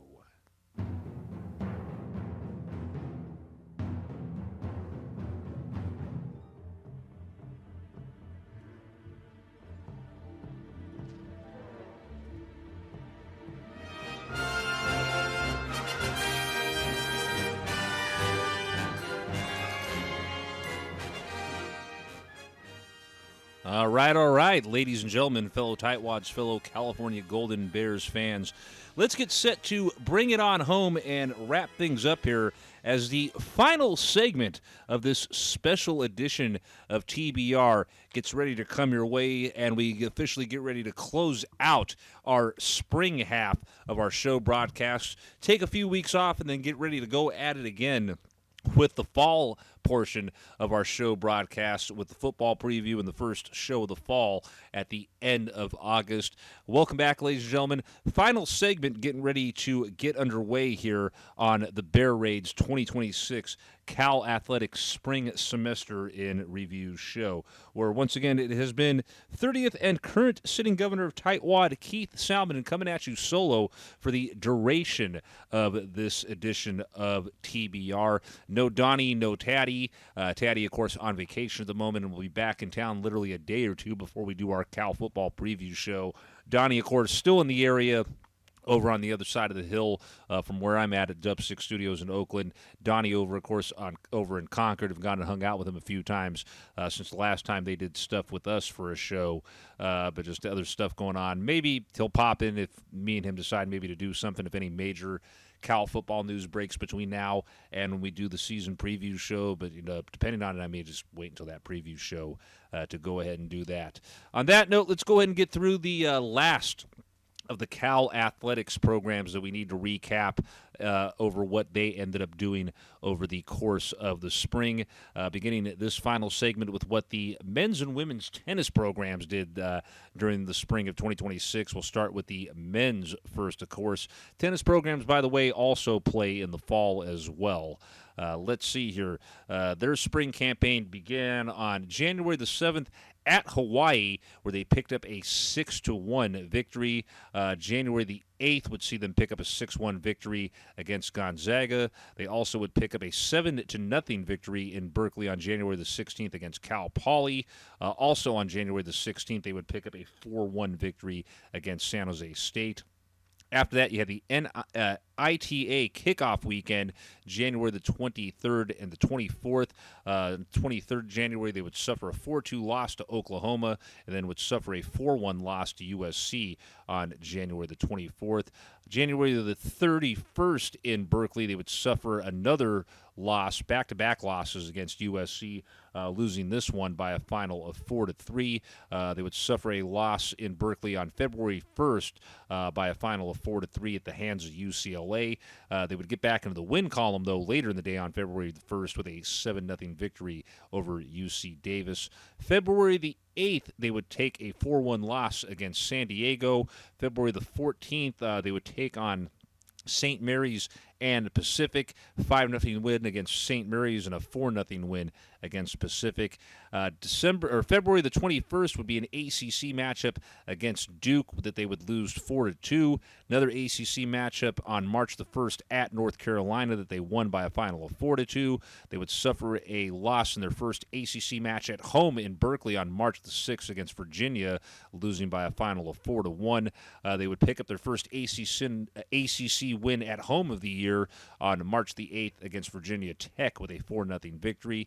They would take on a 7-0 victory March 13th in Berkeley against Boston College. 6-1 victory in Berkeley on March 13th against St. Mary's. They would suffer a 4-3 loss against SMU in Berkeley on March 15th, before picking up a 4-0 victory on the road at Louisville on March the 20th. 4-0 loss in South Bend on the 22nd against Notre Dame. A 4-3 loss on March 26th at Clemson. March 28th in Georgia, they would beat Georgia Tech by a final of 4-1. Come back to Berkeley on April the 3rd and pick up a 4-1 win against North Carolina State. Take a 4-2 loss against Wake Forest on April the 5th in Berkeley, and then close out the year with a April the 12th loss against Stanford by the final of 4-2. ACC Championship going down April the 15th through the 17th. You would see Cal defeat Georgia Tech on April the 15th by a score of 4-0. They would defeat SMU on April the 16th 5-0 before taking a loss against Virginia on April 17th by a final of 4-3. NCAA Championship May 1st through the 2nd would see a 4-3 win over Kentucky on May the 1st before taking a 4-0 loss to Ohio State on May the 2nd. Men's tennis finished off the spring and the overall 2025-2026 campaign with a 17-14 overall record, 6-7 in conference play, 8-8 in Berkeley, 5-4 away from Berkeley, and they were 4-2 in neutral site contest. We'll go ahead and stay on the tennis court, but obviously now switch over to the Lady Golden Bears side of things and see how the women's tennis program ended up faring in 2026. Like the men as well, they are one of the programs at the school that technically has a 2025-2026 schedule dropped on their heads, so they play basically, kind of near the, first, second, third month of the spring semester, and then wrap up, kind of, near the middle to the end of the spring semester. Same thing with the men, obviously. Let's go ahead and trying to get up to here. Things just scrolling through stuff.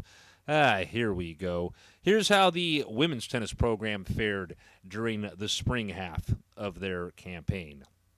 They began play for the spring on January the 16th as part of the Cal Winter Invitational, which went down January the 16th through the 18th. Let's see here. January the 16th, the Bears win 7 matches on day 1. January the 17th, Post, who played for the Bears, the Bears post 5 wins on January the 17th. And then on January the 18th, the Bears close out the winter invite. ITA kickoff beginning on January the 23rd through the 27th. They were supposed to take on Baylor and Texas, but that ended up getting canceled. So after that, they had a contest in Berkeley on January the 30th against UCLA that they ended up winning by a final of 4-3. January the 31st, they would pick up a 4-2 win in Berkeley against USC. They would defeat Clemson as well in Berkeley on February the 20th, winning that by a final of 4-1. February the 21st, winning ways in Berkeley continue, this time a 4-0 victory over Georgia Tech before finally suffering a loss in Berkeley on February the 27th at the hands of North Carolina State. NC State winning that by a final of 4-1. They'd quickly get back into the win column in Berkeley, though, on February the 28th when they would pick up a 4-1 win against Wake Forest. They would quickly drop back into the L column, though, with a 4-2 loss against Pepperdine on March the 8th. Get back, though, onto the winning side of things with a 4-3 victory against UC Santa Barbara on March 14th. They would suffer a loss against Pepperdine, though, yet again on March the 15th, losing to them this time by a final of 4-1. March 20th, they would take down Boston College out at Boston College by a final of 4-0. 4-1 victory on the road at Syracuse on March 22nd. 4-1 victory on the road against Louisville on March 27th. Ended up taking a 4-1 loss at Notre Dame on March 29th. 4-1 loss against Virginia in Berkeley on April the 3rd. 4-3 win over Virginia Tech in Berkeley on April the 5th. 4-0 loss on April the 7th in Berkeley against Stanford. And then a 4-2 win to close out the season on the road at Dallas against SMU. ACC Championship going down April 16th and 17th. Cal picked up a 4-2 win in the first day of the tournament the first day of the championship on the 16th, before losing out in the quarterfinal round to North Carolina State by a final of 4-0 on April the 17th. In the NCAA championship, they would win 4-1 against Utah in the first round on May the 1st, but get bounced in the second round against UCLA, losing that by a final of 4-1. Women's tennis for the season finished off with a record of 13-8, conference record of 8-4, 6-4 in Berkeley, 5-2 away from Berkeley, and 2-2 in neutral site contests. And that wraps up things with the tennis program. Now, unfortunately, there still technically are 4 programs that would be left to be talking about here before we wrap things up. Those other 4 programs being Cal Men's Golf, Cal Women's Golf, Cal Men's Rowing, and Cal Women's Rowing, but they don't have a quick summarized breakdown of how things played out for them without having to go into a complete full recap of the individual days for stuff with them, and we'd be here for who knows how long going through that. So unfortunately, I will be skipping over things for the spring semester for those last 4 programs. If you do want to find out what happened with them, as well as do a deeper dive into what happened with the other programs during the spring, as well as take a look ahead to what's going to be going on in the future for those programs, and also looking ahead to what's going to be going on in the fall for Cal Athletics as well. Be sure to make your way over to the Cal Athletics official website, which of course is calbears.com. Click on the sports section, and of course will pull up all the individual programs on both the men's and women's side for you all to be able to get all that info on that. As always, ladies and gentlemen, for the latest information pertaining to any edition of the Bear Raid, regardless if it's special edition shows like this or our regular spring and fall semester shows that we do throughout the course of the fall and the spring, be sure to check things out and visit afanradio.com/The Bear Raid presented by Tightwad Hill. Like/follow us on Facebook, our original social media home at facebook.com/Tightwad Hill Official. Follow the Tightwad and Calgorithm madness along with us and others over on Twitter/X, whatever the hell you want to call the Bird app. I still personally prefer to call it Twitter. You can still find us over there at Tightwad Hill 23. And just like with this edition of the show, all editions of our show can be viewed on YouTube. And, of course, what used to be the YouTube home for A's Fan Radio, of course, having been off the air since those bastard-ass A's decided to abandon Oakland, our show broadcasts take place there now over on youtube.com/A's Fan Radio. And that's where you can find us after a abbreviated summer hibernation break. We're used to usually taking June through the end of August off for our summer hibernation. It's only going to be a few weeks this time, though, however, as a result of that 5-month break that we took before show number 57. A couple of weeks off, and then we kick off the fall semester of shows with the Bear Raid's 2026 Cal Football Season Preview Show on August the 29th, which, of course, you can catch right here on youtube.com/A's Fan Radio. Expected, of course, to be joined by the entire Bear Raid cast, so you'll have myself, Tad, and Donnie there. Also expected to potentially have the Boss Man and or Eric Mad Dog Matson as guest hosts for that edition of the show. And hey, just like how we ended up ending things here in the spring, ending the spring with back-to-back shows, we're going to kick off the fall with back-to-back shows, because along with doing that preview show, the first regular season fall show of the year will begin the next day with show number 58 on August the 30th. So again, be sure to catch us again for the next edition of the show on August the 29th when we come at you with the Bear Raid's 2026 Cal Football Season Preview Show. On that note, final thought time, and the final thought of the 2026 spring campaign here on the Bear Raid. On behalf of co-host Tad Dillinger III and Donnie Knucklehead Hudson, of course, unable to join me for this edition of the show, but thanks to recording technology, was able to get them involved in the previous broadcast on show number 57. On behalf of my co-hosts, thank you all for tuning in to the 6 shows that we ended up doing in the spring. Hey, it's more than what we normally have done in the spring in the past so far over the 5-year history of this Cal fan-produced broadcast. There's been some years where we ended up just skipping out on doing a spring show altogether. It was nice to actually get a few in this year, but definitely want to strive to try to do a whole lot more and try to keep things consistent in the spring, and obviously strive to keep things consistent when we resume things with the fall portions of the show as well. Definitely going to enjoy a quick little couple weeks off. Crazy to think that literally within less than a week of us ending things with this show right here, the fall semester is going to already be getting underway for Cal Athletics, as of course the women's soccer program has a match going on in the middle of next week as of the time of us doing this show. We, of course, will wait until we do show number 58 on August the 30th to recap things with them. And there's a couple other programs that are going to be getting underway in that time frame between the middle of next week and when we come at you on August the 30th. So we'll have the recaps for them, along with talk for the upcoming Cal football matches and previews of what goes on after that before we start getting back into the schedule of coming at you pretty much every other Sunday after August the 30th. Reminder, though, of course, so there will be for sure one Monday show thrown in the mix, as, of course, won't be doing a show the Sunday that the week of Fleet Week is going on. Outside of that, yeah, it would have been nice to have done more than 6 shows this spring, but definitely was happy with getting just 6 shows in general, again, after having some years of the spring campaigns where we didn't do a show at all, or we only barely did a couple, and then just things got in the way and completely catted off.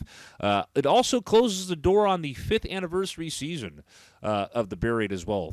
Crazy, 5 years, starting this back off in November of 2020, and it ended up becoming, what I thought was going to be obviously a successful separate show from what I was doing with A's Fan Radio, but has basically ended up carrying on the legacy of A's Fan Radio after AFR went off the air when the A's decided to leave and all that. So definitely having fun here, and it's always great when, for example, my old co-host from AFR and I, the Boss Man, get to hook up and do things over on here and whatnot. But definitely have enjoyed the chemistry that I've set up with Donnie and Taddy over here, and also the brief couple of years that we had Tito Soulchild as part of this show. So, man, 5 years in the books already. The 5th year drawing to a close, and we'll be getting ready to, of course, kick off Season 6 here on TBR when we come back at y'all on August the 29th. Again, on that note, thank you all for tuning in for the 6 shows that we did do during the spring semester. Going to enjoy a quick few weeks off before we get ready to start things all over again with the fall semester at the end of August. Again, thank you for tuning in to this special edition of the Bear Raid. Y'all take care and enjoy the rest of your day.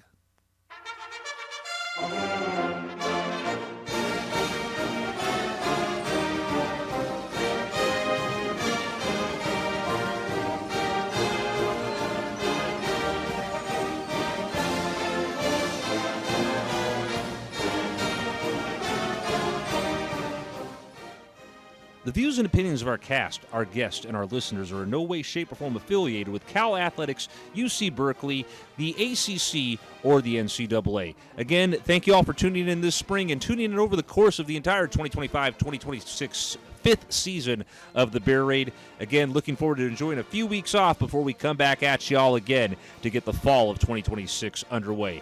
Until August the 29th and the 30th, take care, stay blue, stay gold, and as always, roll on you Bears! Be safe, fellow Tightwads and fellow California Golden Bears fans. We will see you again here on TBR on August the 29th.